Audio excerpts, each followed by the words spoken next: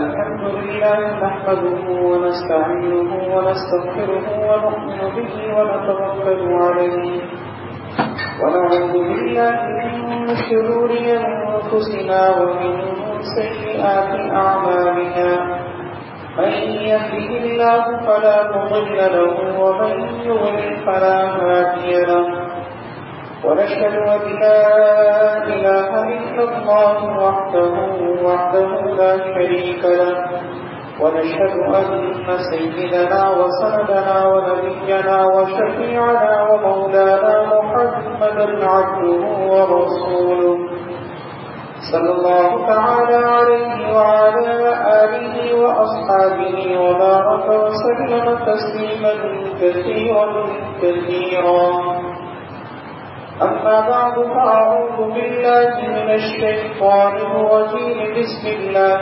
الرحمن الرحيم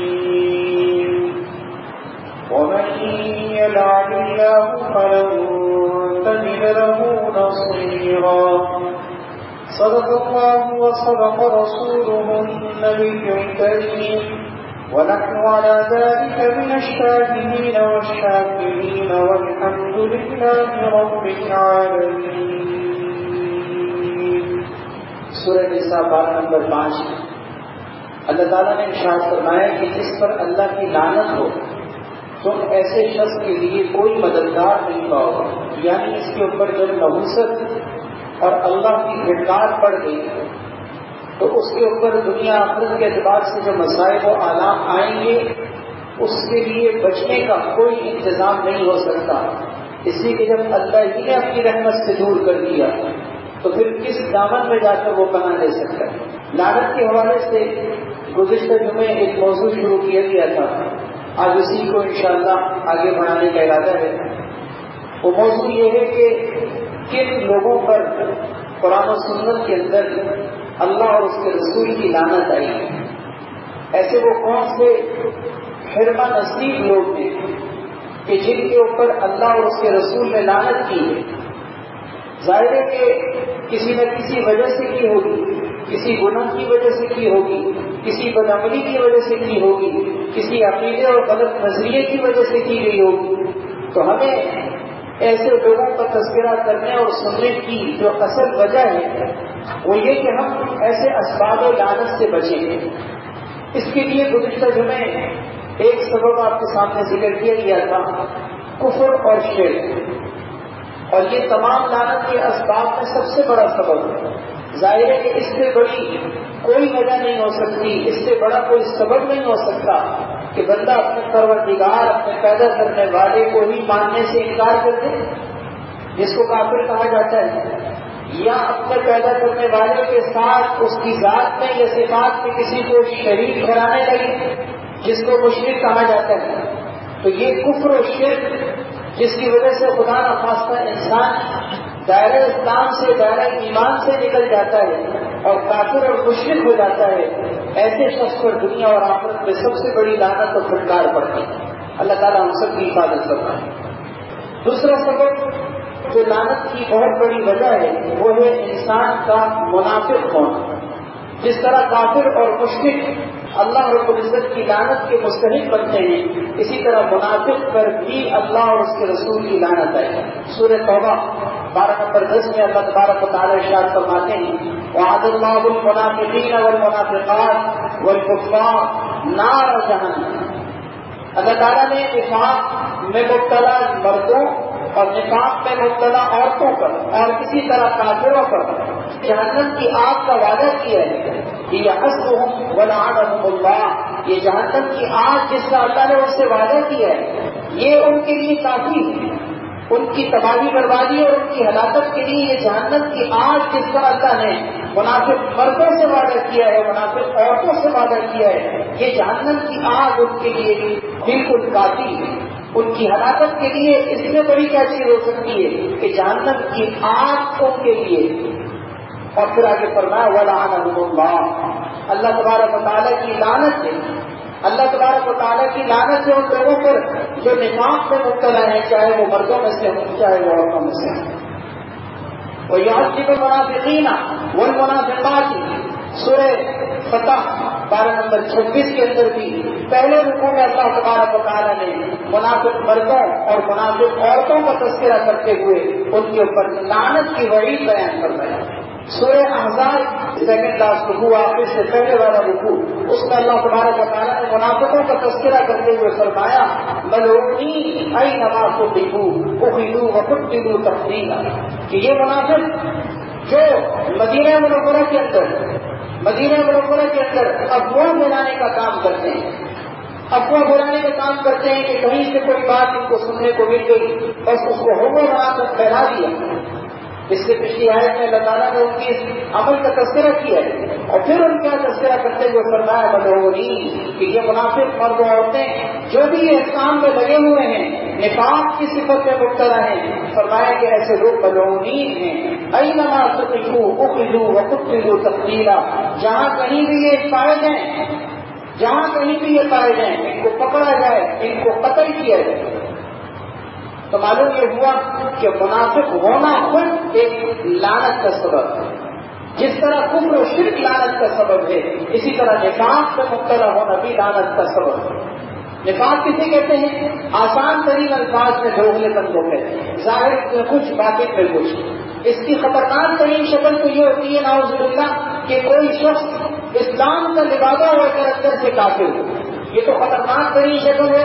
اس میں اور کافر میں کوئی فرق نہیں ہے بلکہ یہ تو کافر سے بدترین کافر ہے کہ کافر جو اپنے آپ کو ظاہری طور پر بھی اپنے آپ کو کافر کہتا ہے یہ اس سے بدتر کافر ہے اس لیے کہ اس نے اپنے آپ کو مسلمان کہا اور اندر سے کافر ہے. جیسے کہ حج نبوی کے اندر آپ صلی اللہ علیہ وسلم کی مجلس میں ایسے منافق موجود ہوا کرتے تھے. قرآن کریم نے ان کے کفر کو کھول کر ذکر کیا. سورہ توبہ پڑھی اللہ تبارک و تعالیٰ نے ان کے کیسے نفاق کو بالکل واضح طور پر برملا کر کے بیان کر دیا. تو ایک تو خطرناک ترین نفاق یہ ہوتا ہے کہ خدا نخواستہ اندر سے کچھ کافر ہے ظاہر میں اسلام کا کلمہ پڑھ کر لوگوں کو دھوکہ دے رہا ہے. یہ تو بدترین نفاق جس کی وجہ سے انسان مومن ہی نہیں رہتا. لیکن دوسرے نمبر کا نفاق وہ ہوتا ہے کہ جس سے انسان اندر اور باہر کے اعتبار سے مسلمان تو ہے مومن تو ہے اور وہ ناز کے ساتھ مخلص ہو کر کلمہ تو پڑھتا ہے لیکن منافقوں والی صفات کو اپنا ہے. ہم ایسے منافق کو یہ تو نہیں کہیں گے کہ وہ کافر و مشرک ہے نعوذ باللہ. وہ مومن ہے کلمہ گو ہے اور ایک نہ ایک دن اپنے ایمان کی وجہ سے انشاءاللہ جنت میں جائے گا. اللہ تعالیٰ چاہیں گے تو بخش دیں گے. ابتدائی درجے میں یا اس کو خدا نخواستہ اپنے گناہوں کی پاداش میں سزا کاٹنے کے بعد جنت میں داخلہ ملے گا کیونکہ وہ ہے مومن. لیکن منافقوں کی صفات اختیار کرنے کی وجہ سے ہم یہ کہیں گے کہ یہ نفاق کے طریقے پہ چلتا ہے. یہ پہلے نمبر کا نفاق تو کسی کے بارے میں نہیں پتا. یہ جو اللہ کا معاملہ ہے جو کلمہ پڑھ ہے جو ظاہری طور پر کلمہ پڑھ رہے ہیں ہم سب کو مسلمان کہیں گے. جس نے کلمے کا اظہار کر دیا وہ مسلمان ہے چاہے وہ جھوٹا کلمہ پڑھ رہا ہو اپنے جھوٹ کا اظہار کر رہا ہو اندر سے وہ کافر ہو لیکن ہم اس سے مسلمان ہی کہیں گے.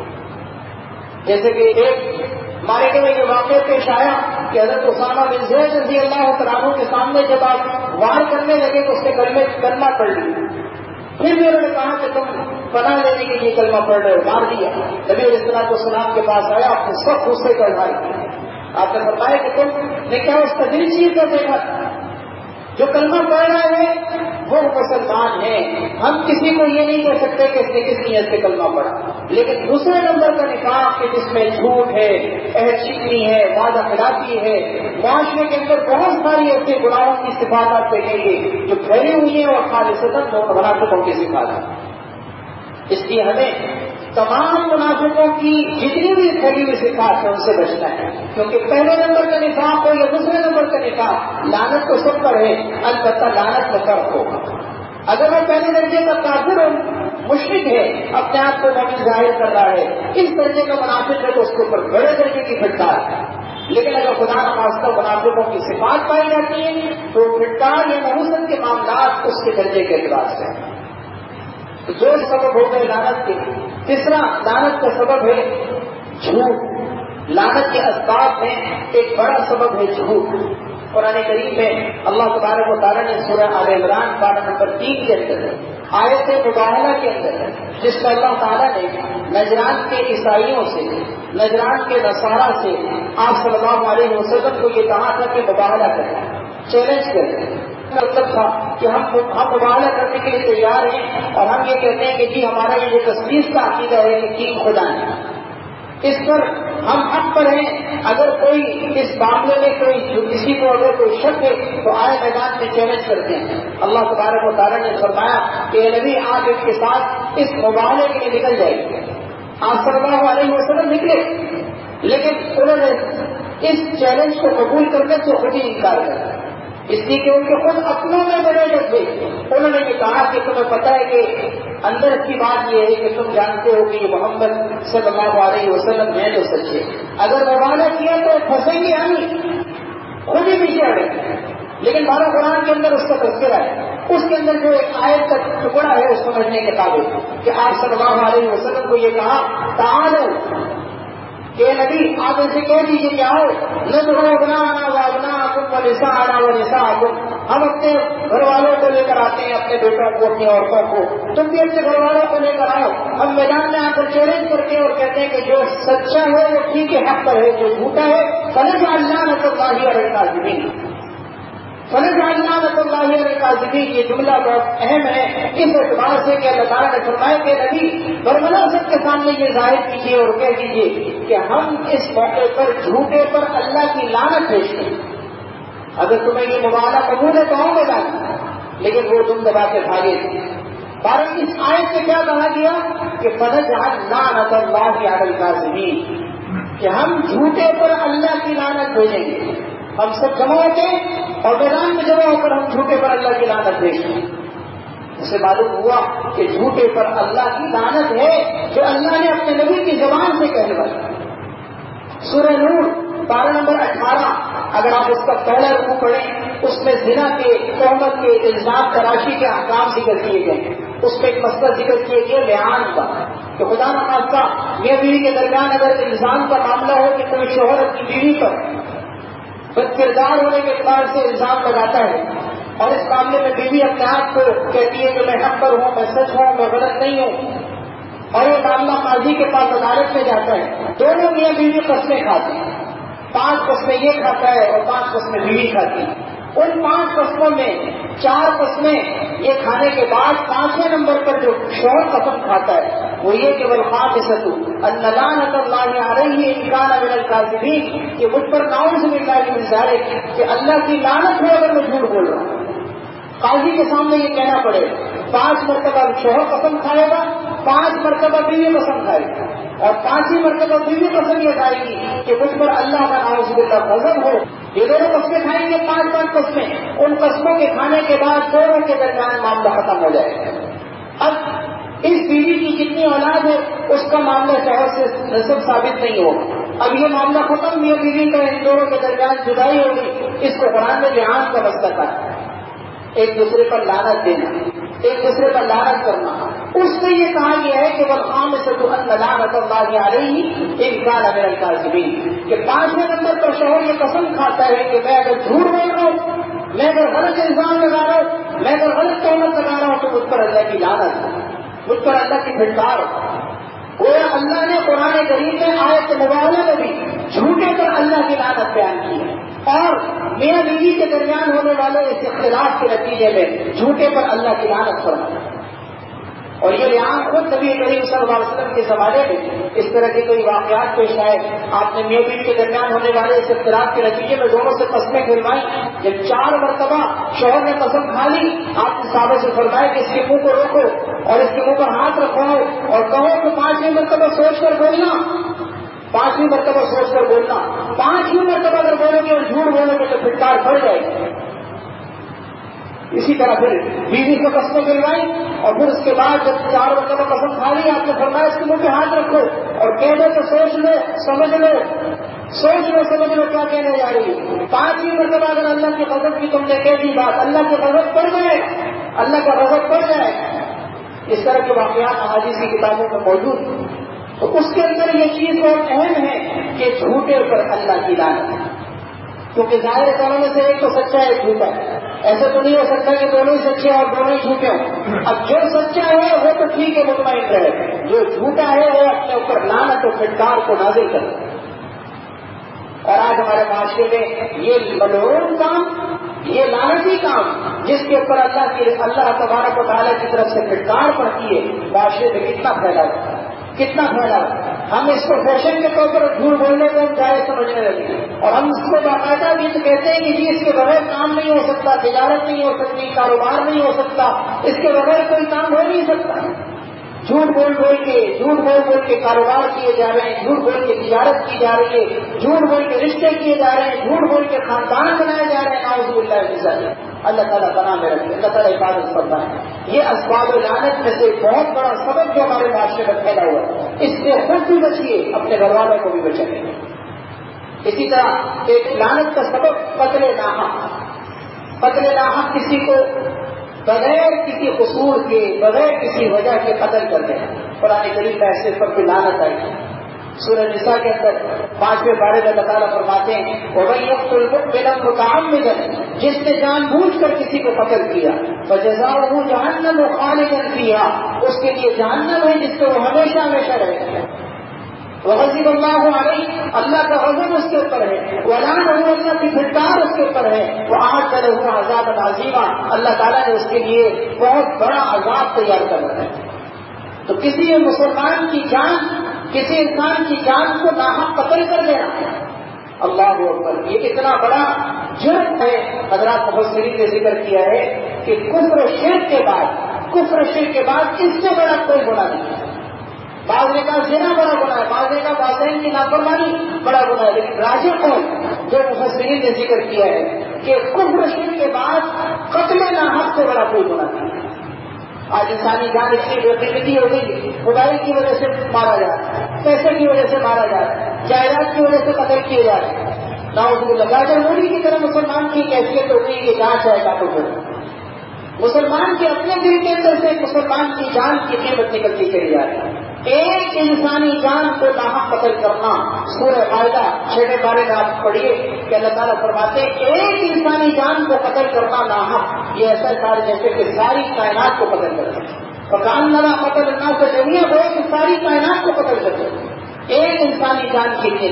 ایک موقع پر قتل ہوا حضرت عمر رضی اللہ عنہ کے زمانے میں یمن کے اندر، اور اس کے قتل میں 7 افراد شریک تھے۔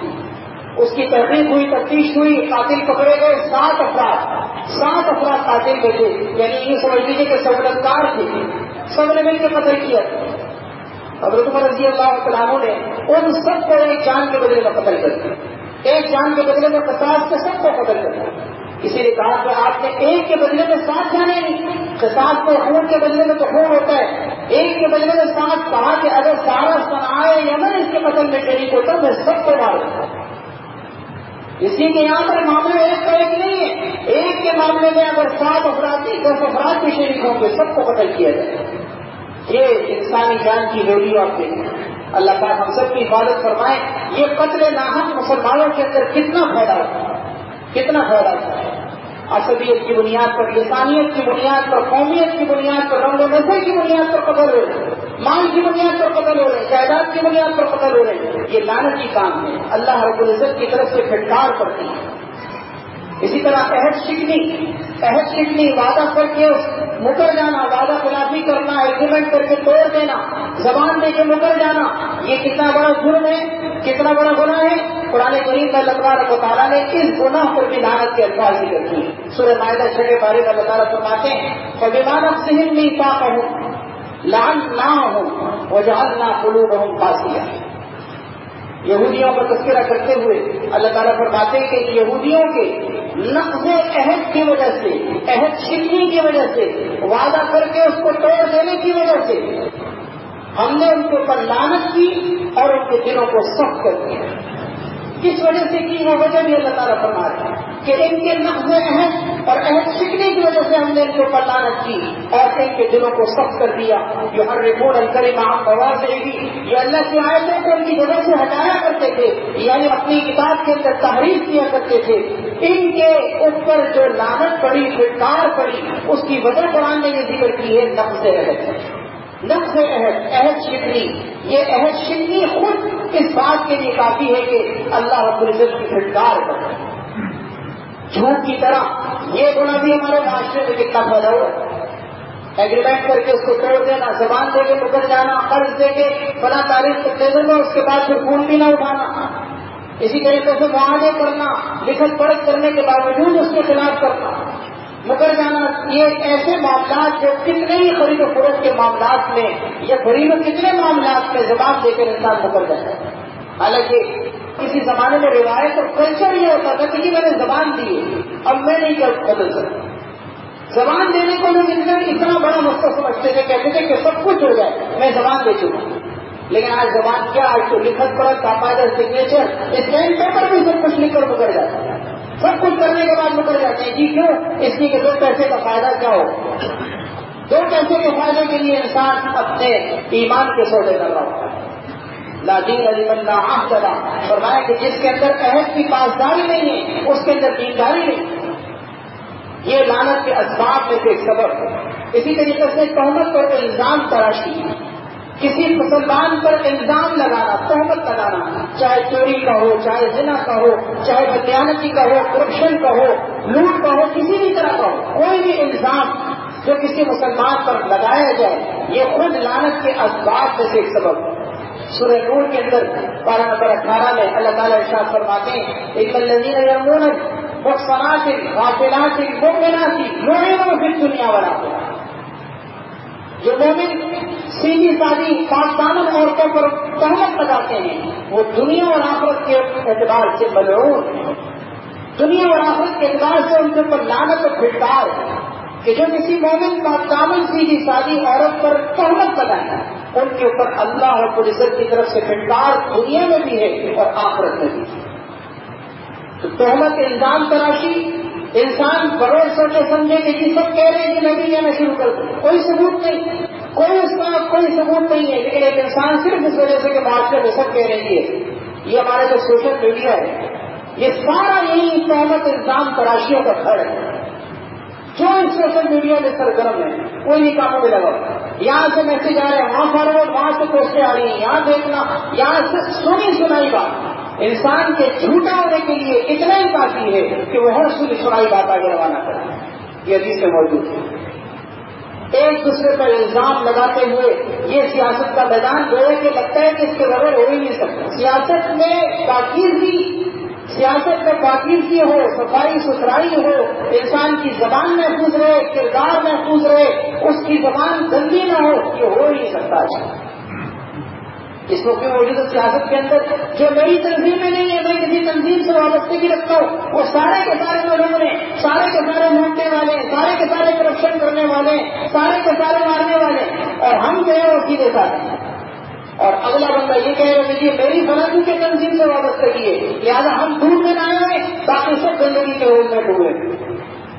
نعوذ باللہ من ذالک. یہ سیاست ہے، یہ سیاست جس کی وجہ سے آج کے اندر مسلمان کے خون کا پیاس ہے.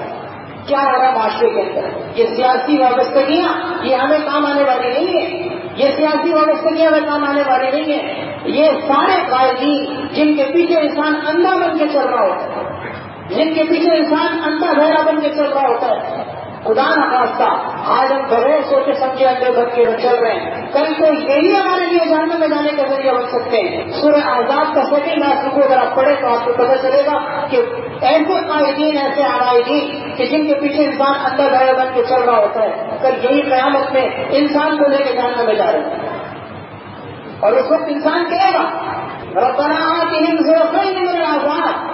یہ ان کو بدوائیں دیتے ہوئے یہ پیچھے چلنے والے اپنے قائدین کے لیے بدوائیں کریں گے، اللہ ان کو چگنا عذاب دے، وَلَعَنْهُمْ لَعْنًا كَبِيرًا، ان کے اوپر بہت بڑی لعنت و پھٹکار نازل کر، کیونکہ انہوں نے فَأَضَلُّوا السَّبِيلَ، ہمیں گمراہ کر دیا، ہم ان کے پیچھے چل گیا، جہنم کے مستحق بن گیا.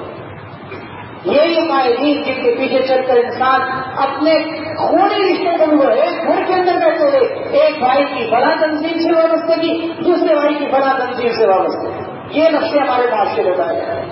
اللہ تعالیٰ بنا میں رکھے. اس لیے تہمت الزام تراشی، کسی پر کوئی جملہ کسنا، اس سے پہلے سوچ سمجھ کے بولے کہ آپ کے پاس اس کا کوئی ثبوت ہے. مفتی تقی عثمانی صاحب صاحب برکاتہ عالیہ کے والد محترم حضرت مفتی شفیع صاحب رحمۃ اللہ علیہ کتنی پیاری بات فرمایا کرتے تھے کہ اپنی زبان سے نکلنے والا کوئی جملہ یا اپنے قلم کی نوٹ پر آنے والا کوئی جملہ اس وقت تک نہ نکالا کرو نہ لکھا کرو جب تک کہ تم عدالت کے کٹہرے میں اس کو ثابت نہ کر سکو. ٹھیک ہے آج دنیا میں ہمیں عدالت کے کٹہرے میں ثابت نہیں کرنا پڑتا, مرضی ہماری فیس بک پہ جو بھی ڈالتے رہے, لیکن کل عدالت اللہ رب العزت کے سامنے جو قیامت کی لگے گی ہمیں ان کٹہروں میں ثابت کرنا پڑے گا کہ جی فلاں نے کرپشن کیا ہے اور فلاں نے مروایا ہے, فلاں نے بدامنی کی ہے, فلاں نے ملک کو کھایا ہے, فلاں نے یہ کیا ہے, فلاں نے کیا ہے, ثابت کرنا پڑے گا. میں کسی کا نام نہیں لے رہا, میں عمومی درجے کی بات کر رہا ہوں کہ کون کیا ہے کون کیا نہیں کر رہا. ہمارے معاشرے میں سیاست کا مطلب یہی گندگی, فلاں کافر, فلاں یہ اور فلاں وہ فلاں ایسا. سوچ سمجھ کے ہمیں اپنی زبان کو استعمال کرنا چاہیے. ہم مسلمان ہیں, ہمیں ہمارے دین اسلام نے کیا سکھایا ہے؟ ہمیں سچائی سکھائیے, صداقت سکھائیے, راستانی سکھائیے. ہمیں لعنت کرنے والا نہیں بنایا. ہمیں لعنت کرنے والا اللہ کے نبی صلی اللہ علیہ وسلم کے بارے میں کیا جملہ آتا ہے کہ آپ صلی اللہ علیہ وسلم فرماتے ہیں کہ میں لعنت کرنے والا بنا کے نہیں بھیجا گیا. نبی علیہ السلام لعنت کرنے والے نہیں تھے. ان کے نبی آج اس نبی کے امت کی کہاں لگتی ایک دوسرے پر لعنت کرنے والے. نعوذ باللہ من ذالک. یہ لعنت کے اسباب میں سے ایک سبب ہے کہ بغیر سوچے سمجھے کسی کے اوپر ایسا جملہ کسنا, تہمت لگانا, الزام تراشی کرنا کہ جس کا آپ کے پاس کوئی ثبوت نہ ہو. بقیہ انشاءاللہ اسباب لعنت اور بھی کئی سارے انشاءاللہ بقیہ اگلے جمعے میں ذکر کیے جائیں گے. اللہ تعالیٰ ہم سب کو عمل کرنے کی توفیق عطا فرمائے.